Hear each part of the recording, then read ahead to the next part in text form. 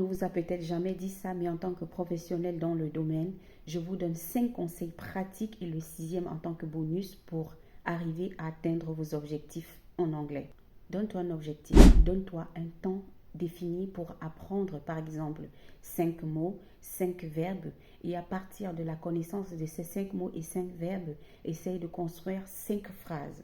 Si tu le fais chaque jour, tu vas atteindre ton objectif. Comment faire pour améliorer ton writing durant ton processus? Le conseil ultime, achète-toi un carnet dans lequel tu vas noter tous les mots que tu trouves nécessaires et utiles pour ton processus d'apprentissage. C'est très important. Pourquoi? Parce qu'il sera en même temps ton dictionnaire, un dictionnaire fabriqué par toi-même. C'est très important de pouvoir avoir à côté de soi, lorsqu'on apprend une nouvelle langue, un carnet dans lequel on peut noter tous les mots difficiles, toutes les phrases, surtout sans mettre de traduction. Ne mettez aucune traduction lorsque vous écrivez vos phrases. Avec ça, soyez sûr que la partie writing sera améliorée au fur et à mesure. Choisis 2 à 3 coachs, tuteurs, enseignants, youtubeurs, tiktokers qui t'intéressent et donne-toi une ligne à suivre. Ça veut dire quoi? Ça veut dire que ces personnes doivent pouvoir t'apporter ce que tu recherches, mais au moins une personne doit pouvoir aller dans le sens de ce que tu recherches. Est-ce que tu veux apprendre l'anglais pour le travail, pour le voyage, juste pour enseigner l'anglais à tes enfants à la maison? Est-ce que tu veux apprendre l'anglais par curiosité?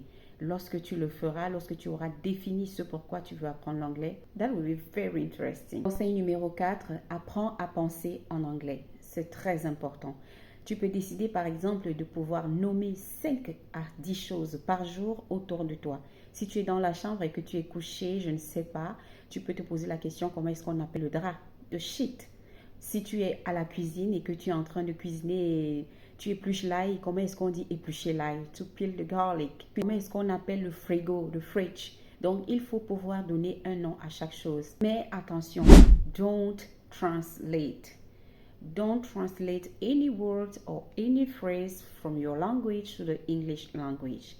That will be a mess. Think in English and tell the word in English. And doing that way, you will be learning right. Essayez de ne pas dire les mots d'abord dans votre langue avant de traduire en anglais. Et vous savez pourquoi? Parce que ça va vous préparer au speaking. Donc, après le writing, vous devez pouvoir vous améliorer en speaking. Et la prochaine chose que vous devez faire pour apprendre le speaking, c'est pouvoir écouter les podcasts. 5. Écoutez plus de podcasts lorsque vous êtes au début de votre parcours d'apprentissage que les films.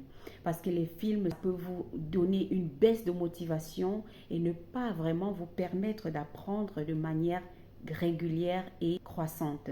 Les films, c'est vraiment lorsque vous avez déjà un certain niveau, comme le niveau B1.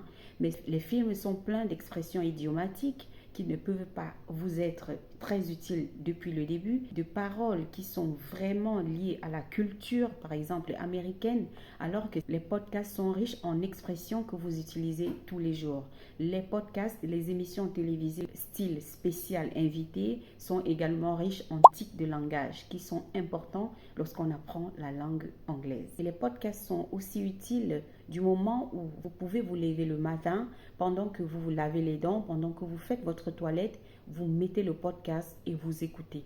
Donc, dernier point et le bonus, c'est qu'une fois par semaine, faites l'effort de raconter votre journée en anglais. Vous pouvez vous décider que chaque samedi, vous allez raconter ce que vous avez fait à chaque fois en une ligne, commençant par le present simple. Vous racontez tout comme si ça s'était produit aujourd'hui. Vous racontez tout ça en anglais. Vous allez voir que votre writing va beaucoup évoluer. Pendant que vous écrivez, vous allez pouvoir lire à haute voix. Votre speaking va également évoluer. Ça, c'est un exercice qu'il ne faut pas négliger lors de votre processus d'apprentissage de la langue anglaise. Si tu es d'accord avec moi, dis-le en commentaire et on se prend à la prochaine.